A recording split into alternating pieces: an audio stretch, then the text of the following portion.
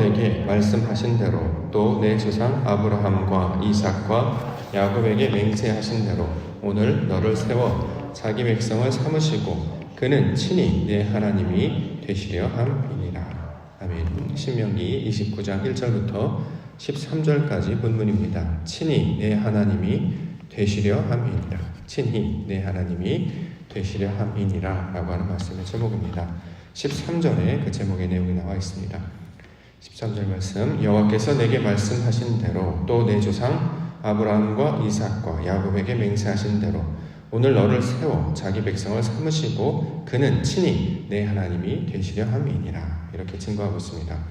하나님께서 이스라엘 백성들을 자기 백성 삼으신다. 또한 그들에게 친히 하나님이 되시려 한다. 자, 이런 내용 가르쳐주고 있습니다. 자, 이런 내용 어떤 것인가 우리가 의미를 살펴보고자 하는데요. 하나님이 아니셨는데 이제 하나님이 되시려고 하는 것인가, 또는 하나님과 관계가 없었는데 하나님과 관계를 맺는 것인가, 이렇게 관계나 어떤 자격을 말하는 내용은 아니겠죠. 왜냐하면 우리 하나님은 이미 모든 자들의 하나님이시자 주권자이시기 때문입니다. 이미 세상 모든 것들을 창조하신 분이십니다. 모든 것이, 모든 소유가 하나님께 있었고 아버지의 뜻대로 지음을 받았기 때문에 아버지의 뜻대로 하나님의 역사대로 모든 세상의 것들을 운행해 가십니다. 영원 불변하실 뿐만 아니라 언제 어디서든지 동일하신 분이십니다. 하나님께만 생명이 있으면 또 그를 아는 것이 생명이 되는 내용입니다.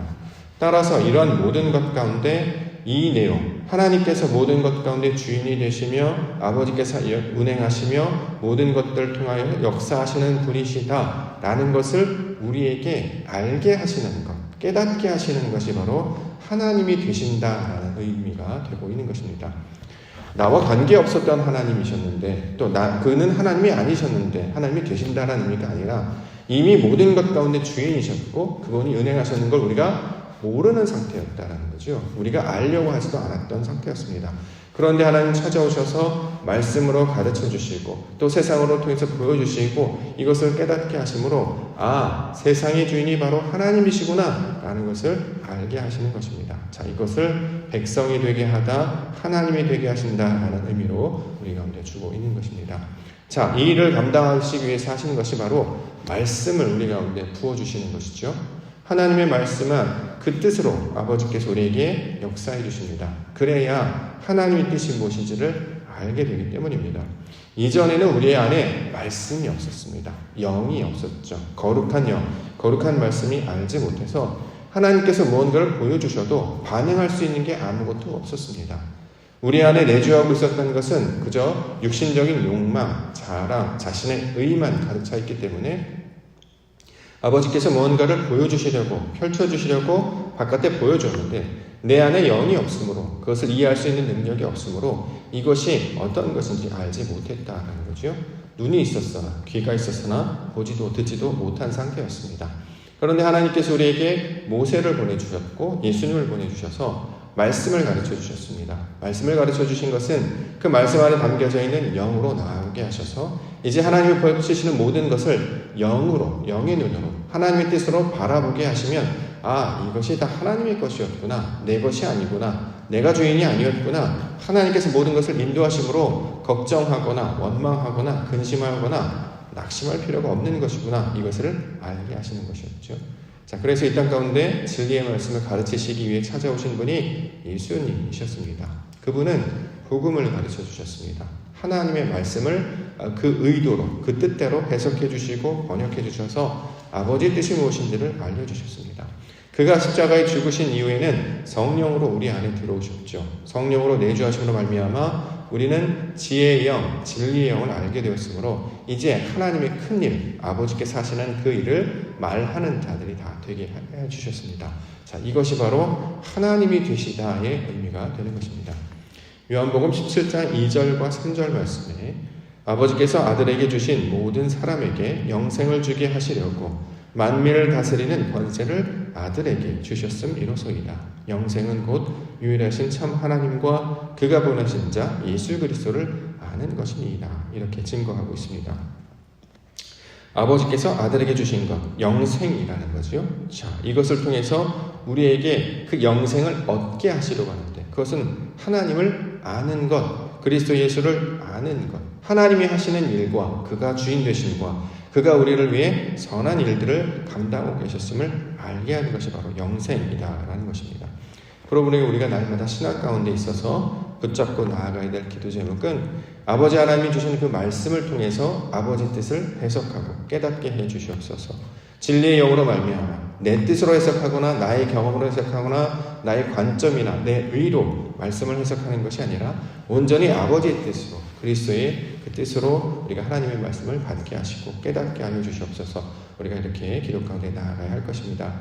이것이 우리 안에 하나님의 말씀과 결합되어야 이것이 바로 백성이 되는 일이고 하나님께서 우리 안에 들어오셔서 하나님의 성질로 우리를 온전케 하시는 하나님의 사역이 되기 때문입니다. 올려주시는 말씀을 붙잡고 아버지의 일들을 우리가 생각하며 하나님이 하신 일을 찾고 구하고 발견하는 우리 기도의 시간 되기를 원합니다. 첫 번째 주시는 내용, 하나님의 일을 보게 하셨다 이렇게 증거하고 있습니다. 2절부터 4절까지 내용 보겠습니다. 신명기 29장 2절부터 4절입니다. 모세가 온 이스라엘을 소집하고 그들에게 이르되 여호와께서 애굽 땅에서 너희의 목전에 바로와 그의 모든 신하와 그의 온 땅에 행하신 모든 일을 너희가 보았나니 곧 그 큰 시험과 이적과 큰 기사를 내 눈으로 보았느니라. 그러나 깨닫는 마음과 보는 눈과 듣는 귀는 오늘 여호와께서 너희에게 주지 아니하셨느니라. 자, 많은 것들을 보여주시고 펼쳐주셨습니다. 그런데 정작 깨닫는 마음과 보는 눈과 듣는 귀는 우리에게 주지 아니하셨다 이렇게 얘기하죠. 이게 무슨 뜻일까요? 분명히 애굽에서 시험도 이적도 기사도 목격하게 하셨거든요. 자, 근데 그것을 깨닫는 마음이나 보는 눈이나 듣는 귀로는 주지 않으셨다는 거예요. 이게 무슨 뜻이냐면 그것을 볼 수 없었다 이런 의도라기보다는 자, 애굽에서 벌어지는 일을 이제 육신의 생각과 사람의 생각으로 판단하지 아니하고 원래 자기가 했던 방식으로 판단하지 아니하고 하나님의 뜻으로 판단하는 자가 되게 하셨다라는 의도로 이 말씀을 받아야 합니다. 자, 우리는 이전에는 자신의 방식대로 깨달았어요. 해석했다는 거죠. 자신의 방식대로 보려고 했어요. 자신이 듣는 대로 듣고자 했다는 거죠. 근데 하나님께서 그렇게 주신 것이 아니고 아버지의 뜻과 영광을 통해서 이것들을 깨닫고 이해하려고 주신 것이다 라는 의미가 되는 것입니다. 자, 그런 의도에서 우리가 애굽의 사건, 출애굽의 사건을 이해해보고자 합니다. 그러면 애굽에서 나와서 광야로 나아가고 가나안 땅으로 나아가는 모든 일들은 단순히 역사적 사건, 이야기의 줄거리만 보도록 하신 것이 아니라 그 안에 담겨져 있는 의도, 하나님의 진리의 뜻이 담겨져 있는 의미였음을 우리가 깨닫게 되었잖아요. 애굽이라고 하는 것은 저쪽 중동 끝, 아프리카 대륙 그 가장 높은 곳에 위치한 그 지역을 말하는 것이 아니었습니다. 애굽은 하나의 의도와 상징으로 우리 가운데 역사를 담아서 우리 가운데 주신 하나님의 뜻이었다는 거죠. 자, 애굽. 자신의 육신의 상태에 놓여져 있을 때 이걸 애굽이라고 했다라는 거예요. 아, 육신적 상태에 있었던 상태에서 하나님이 우리 안에 말씀을 들려주시고 그 말씀을 따라서 인도함을 받도록 그렇게 아버지께서 들려준 말씀으로 살아가도록 하는 것이 결국 그 모세를 통해서 주셨던 이스라엘에 행하셨던 그 일의 의도구나라는 것을 알게 하시는 거예요. 하나님이 하시는 일을 알게 되는 것이 목적입니다. 그러므로 성경에 나타나는 모든 줄거리의 역사를 통해 아버지의 뜻을 알아야 우리 안에 하나님의 뜻을 아는 자가 될 것입니다. 자, 그러한 모습들로 우리를 가르치시고 인도해 가시겠다라고 하는 내용이 본문의 내용이 되고 있습니다. 단순히 봤지만 보지 못했다. 이제 더 이상 육신의 생각대로 보지 않도록 우리를 가르쳐 주셨다라는 거예요. 그럼에도 불구하고 이스라엘 백성들은 그것을 온전히 깨닫지 못하는 것이 문제인 것이지 하나님께서 알려주시지 않은 것이 아닙니다. 보여주시고 가르쳐주시고 해석해 주셨어요. 다만 그것을 거부하고 끝까지 듣지 않았다는 것은 사람의 문제였다는 거죠. 자, 이제 성경을 통해서 역사를 통해서 사람을 통해서 사건을 통해서 모든 정황을 통해서 말씀하시는 하나님의 뜻으로 해석하도록 아버지의 의도가 담겨져 있는 의도로 그것을 이해하도록 그렇게 인도해 주셨다라는 것입니다. 그렇기 때문에 이제 성경을 우리가 이제 역사적 관점으로 보는 것에서 한 발 더 나아가서 그 안에 담겨져 있는 의도를 만남으로 하나님이 어떠한 분이신지를 우리가 온전히 깨달을 수 있게 된다라는 거죠. 자, 이것을 통해 하나님의 일을 보는 자들로, 알게 하는 자들로 본문을 설명하고 있습니다. 두 번째 내용도 여호와를 알게 하셨다 이렇게 설명하고 있습니다. 5절과 6절. 주께서 40년 동안 너희를 광야에서 인도하게 하셨거니와 너희 몸에 옷이 낡아지지 아니하였고 너희 발의 신이 헤어지지 아니하였으며 너희에게 떡도 먹지 못하며 포도주나 독주를 마시지 못하게 하셨음은 주는 너희는 하나님 여호와이신 줄을 알게 하려 하심이니라. 자, 주는 너희 하나님 여호와이신 줄을 알게 하시기 위함이다. 무슨 뜻일까요? 자, 5절에 보면 광야에서 인도하시다라는 말이 나왔죠.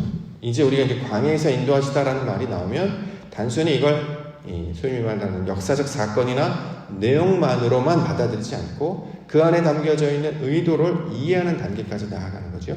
광야, 민수기라는 뜻이죠. 그것 가운데 인도해 내셨습니다. 그러면 이스라엘 백성들이 척박한 땅을, 그 험난한 땅을 여행하고 그 어려운 과정을 지나갔던 이야기만을 다루는 게 아니었다는 거예요.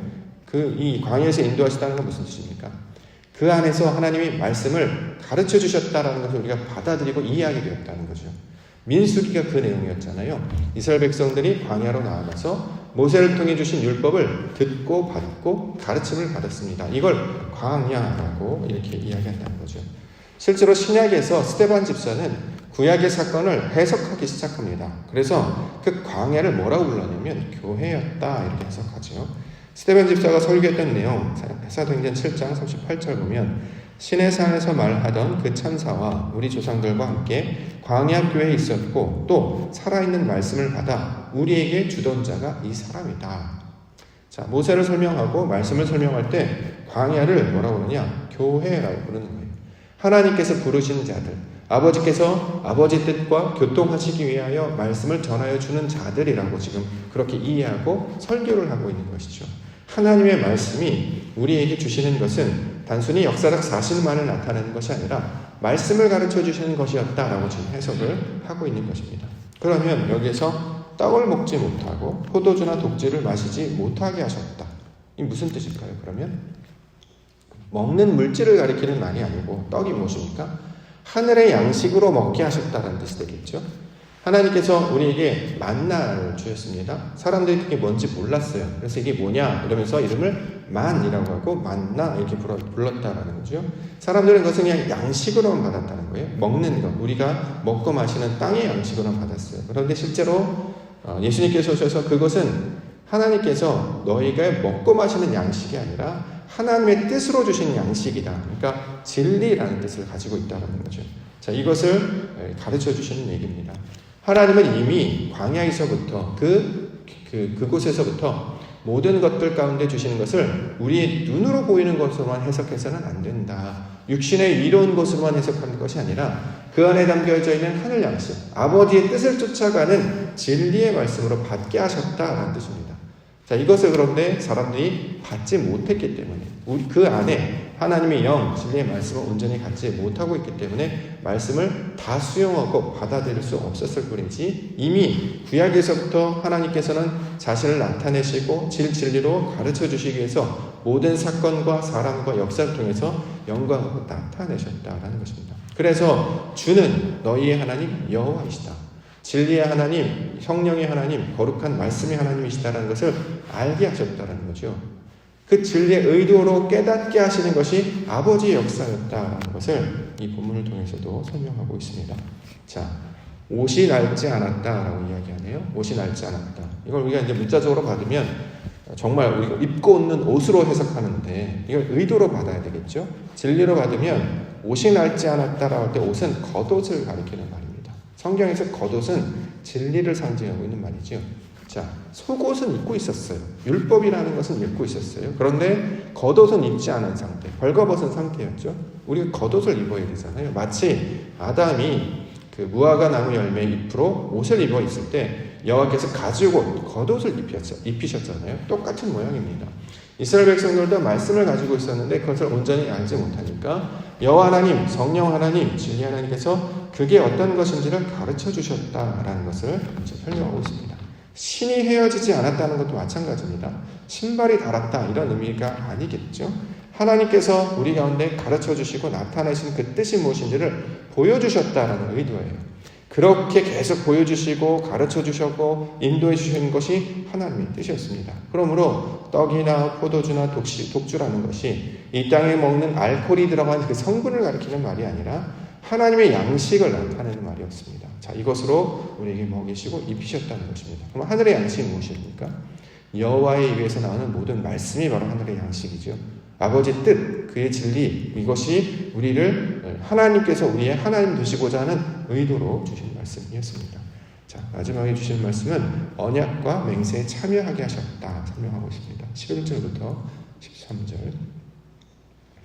너희의 유아들과 너희 아내와 및 내 진중에 있는 객과 너희를 위하여 나무를 패는 자로부터 물 깃는 자까지 다 너희의 하나님 여호와 앞에 서 있는 것은 내 하나님 여호와의 언약에 참여하며 또 내 하나님 여호와께서 오늘 내게 하시는 맹세에 참여하여 여호와께서 내게 말씀하신 대로 또 내 조상 아브라함과 이삭과 야곱에게 맹세하신 대로 오늘 너를 세워 자기 백성을 삼으시고 그는 친히 내 하나님이 되시려 함이니라.